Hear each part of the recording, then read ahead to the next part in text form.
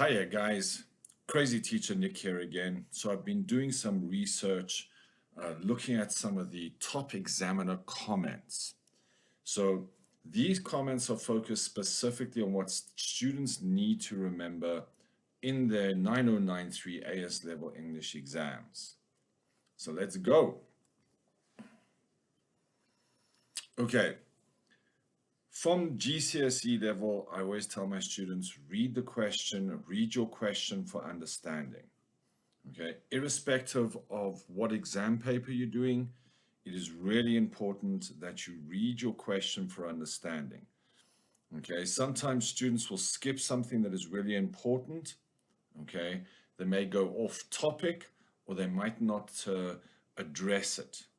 Okay, so when you're looking at your questions, underline, highlight the command words, spend time unpacking them, okay? Make sure you understand what the question is asking you to do. Even if you've done the same question a million times, okay? You're going to be nervous in the exam.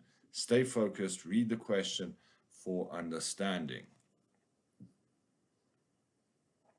Okay, using long quotations rather than short focused ones. This is something that teacher Adna at Anglian talks about. Okay, and large quotes eat into your time. Okay, so keep your quotes short and precise. Be very focused in your quotes. It's not about how much you write, it's about basically being clear. So use short pieces, short phrases, a word, okay, to illustrate your point, and then focus on the effect on the reader. Okay, tell my students in that you can write one idea per paragraph, keep it clear, keep it precise, be direct. And then this brings us to the next thing, weak paragraphing and poor logical structure. So sometimes students write these long blocks without any topic sentences. You're not telling the examiner, this is what the focus of this paragraph is. Okay, you're not clear to the examiner, this is what I'm analyzing. Again, this is where that point evidence explain will help you. Okay, but if you've got clear, precise paragraphing, it makes it easier for the examiner to read and see that you have an understanding of form, structure, and language, or whatever you're writing. So try and avoid those very long paragraphs. Okay, each paragraph, one idea. So I see that some of the examiners talk about conclusions. And I've always told my students, don't even bother with the conclusion because it's just going to be repetition of everything else that you've done. But I see that sometimes examiners like this idea of you showing a final understanding of everything that you've done. For my students, I'm still going to say, I don't know if a paragraph is worth it. It's better to stay focused on those devices, but a single line sentence perhaps at the end, perhaps kind of bringing all the ideas together, one or two lines, and that if you've got the time, will keep it nice and neat. But don't waste time thinking about it or worrying about it. If you've got devices you can discuss, you write about your devices. And use paragraph breaks. Heavens to Betsy's, people, please. Okay, paragraphing. Tense. Okay, so I understand you've read a text that might be in the past tense, might be in the future tense. Shifting between tenses, okay, in your analysis or even in your writing, okay, if you're having to write a piece of text, okay, that shift in tenses, if it's not clear, okay, can confuse the reader, and your reader is the examiner. And so the examiner is going to be like, okay, I'm not sure. Okay, so we've mixed up some tenses here.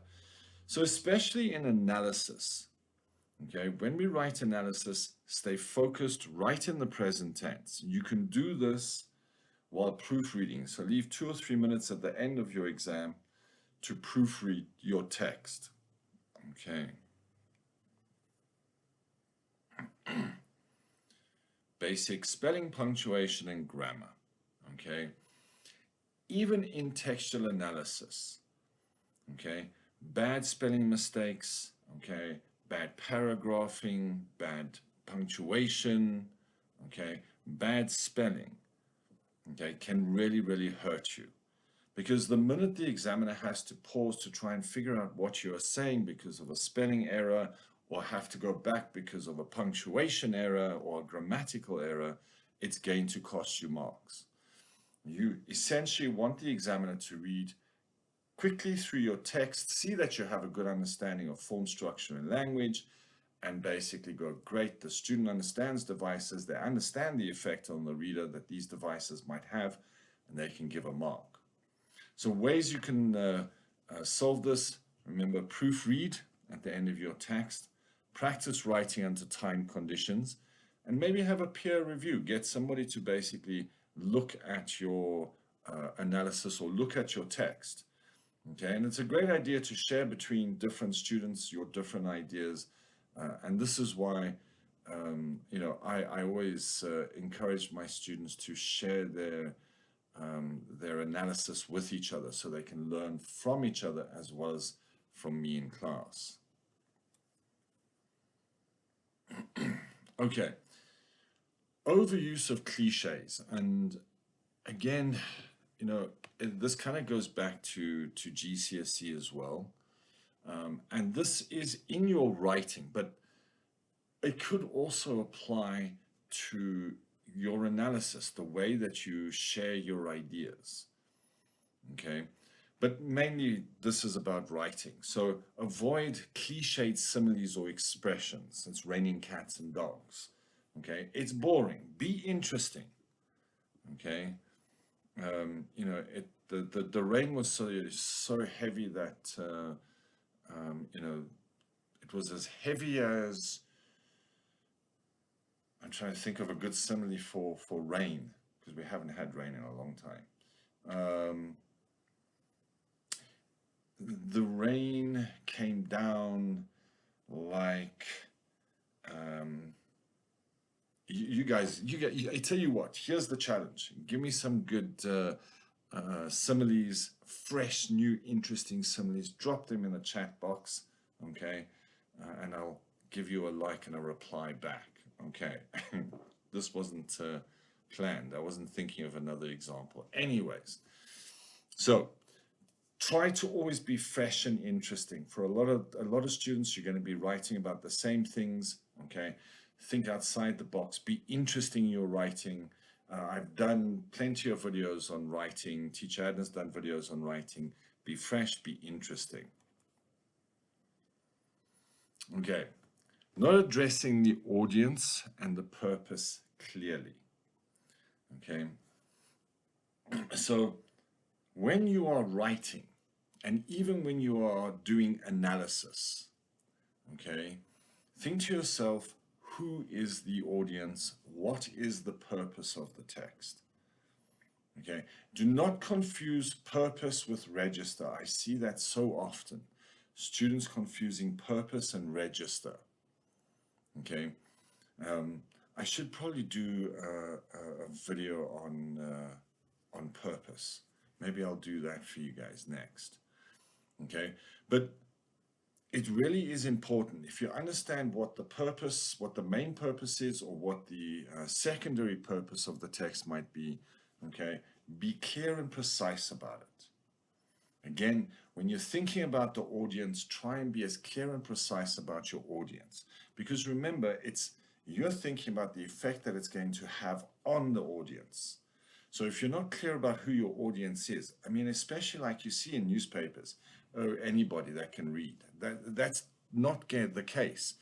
Consider where the newspaper was printed. Okay, take into consideration the cultural aspects of where the text comes from. So there's so many more things you can think about when it comes to audience. Try and be as specific as possible. Okay, not responding to all parts of a multi-part question. So if the text asks you to analyze form, structure, and language, for example, okay, if you miss any part of that, so if you don't discuss the language devices, if you don't discuss the structural devices, if you don't discuss form, context, audience, purpose, tone, mood, register, or some or of those, okay, you are going to be losing marks. So the examiner is really interested to see what do you know and how do you understand what the writer has done. So I've done a video on how to basically plan your analysis of a text, for example, breaking it into sections, highlighting the different devices, numbering those devices so that you know which devices you're going to discuss in which paragraph, being clear about it, okay, and basically making sure you know these are all the and planning. You know, in the exam you might not have time to do the planning, but if you're practicing planning or practicing your annotations, okay, you can make sure I'm covering everything. In the mark scheme it says students do not have to answer the question form, then structure, then language, which tells me yes you can. So write about form, then write about 2-3 structural devices, and then you know, a couple of language devices. And I say more than a couple because there's normally more language devices than structural devices. This will allow you to basically show the examiner I understand the overall ideas, okay, and don't forget key conventions. Show off your knowledge about key conventions, okay. Those key conventions, there are videos in my channel that covers all of the key conventions. You need to show them to the examiner that you understand them. Okay. Failure to balance content versus analysis. Okay. And this is a common error, especially students who have done literary analysis. So if you've been analyzing you know, poems and things like that for literature, you don't do that here, okay? Here we don't summarize, here we don't paraphrase, here we don't retell the story. Stick to that point, evidence, explain. There's PEA, there's PEEL, okay? So your focus is on point. So what is the device? Show evidence of that device, explain how the device works, and then connect it. What is the effect on the reader? Okay. Again, I've got a video in my channel about this, and so does teacher Adna on Angular. Okay. Not staying within the word limit or the time limits, guys. We all know the exams are pressured. You're under time pressure. Okay. So practice. Oh. Meow.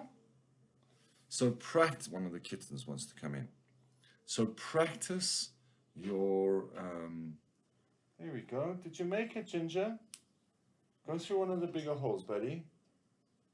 There you go. Sorry. So don't exceed the word limit. So if it says to you 150 to 200 words, don't go over that. If it says 400 words in question 1A of paper 2, don't go over it, okay? You're not going to get any more marks for writing more, okay? Those word limits are there to make you focus on your time, okay? When you're doing your timed practice writing, you should know basically what your plans are. So practice timed writing, practice your planning, make sure you end with about 5 minutes to go, so that basically you can go through and check your writing for all of those other things we've been talking about. Okay. So quick revision. Okay. Number 1, not reading the question. Okay. Number 2, okay, don't use long quotations. Number 3, weak paragraphing. So you have these massive long walls of text, and you basically make your writing vague because the paragraph is so big and heavy, it's difficult for the examiner to basically be exactly sure what you are writing about. Okay, so I encourage you, one idea per paragraph, one idea per paragraph. Make sure that you check your tenses, okay? Even in your analysis, make sure that you're writing in that present tense, okay? Spelling, punctuation, and grammar. Spelling, punctuation, and grammar. From GCSE, your teachers have been begging you, okay? So please practice your spelling, punctuation, and grammar, even in your analysis, but also in your writing, okay? Leave yourself a little bit of time to proofread and practice. Practice when you're doing your timed writing, okay? Overuse of cliches, I went on about that quite a lot, okay? Not thinking about your audience, whether you're writing a piece of text, a review, or whatever it is you're writing, okay? If you're not thinking about your audience, how everything you put down has an impact on your audience, it's gonna hurt you, okay? So please, please, please, please, make sure that you understand your audience, okay? That's where basically overuse of cliches can make your text vague. Oh, there we go. Okay, so I lost where I was there for a second. Okay, number 8, missing parts of a multi-part of questions. Okay, so if your analysis is incomplete, or if your conclusion to your story is incomplete, or your review, or whatever text you're writing, because analysis is a text, okay? It's a formal academic text that you're writing, so please make sure that you're using paragraphing and that you're completing everything. I've got a plan in one of my videos. Summarizing, not analyzing. If at any time you're telling the examiner anything about the story, so, you know, in the story, the writer does this, or the writer says, okay, if you are telling them what they, or because they've already read that text 1,000 times, if you're telling them what the text is about, that is not analysis, okay? Analysis is that point, evidence, explain, and what is the effect on the reader. Time management, again, guys, the only way you can get around this, okay, is practice and watch that clock, okay? If your analysis is rushed, you're going to make mistakes and it's going to impact your grades, okay? Be calm, be clear, be amazing. Exams are coming in about 4 weeks' time, 3 weeks' time from today. Okay, so you guys know what to do. Don't forget to like, don't forget to subscribe, don't forget to share, don't forget to check out Teacher Anders' channel. In my playlist, I've got videos of Teacher Adna and a couple of other teachers that I've found. Okay, please give them some love. The more you subscribe to like Teacher Adna and some of these other excellent YouTubers, it just encourages us to really kind of make more videos. I mean, it does take time to put these videos together, so give them some love. Make sure that you know, they know that you're watching. So leave comments and say thanks to whoever the teacher is. They love that. Okay, please. Okay, guys are absolutely awesome. Good luck in your studies and rock on.